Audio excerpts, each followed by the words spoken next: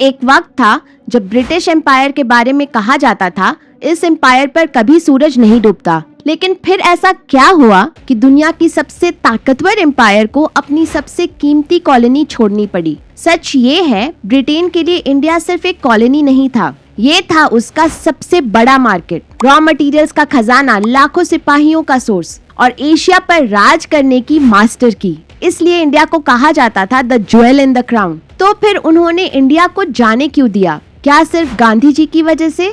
नहीं, कहानी उससे काफी बड़ी है। वर्ल्ड वॉर 2 के बाद ब्रिटेन की इकोनॉमी लगभग टूट चुकी थी, कर्ज बढ़ चुका था, इंडिया में आजादी की लड़ाई और तेज हो रही थी।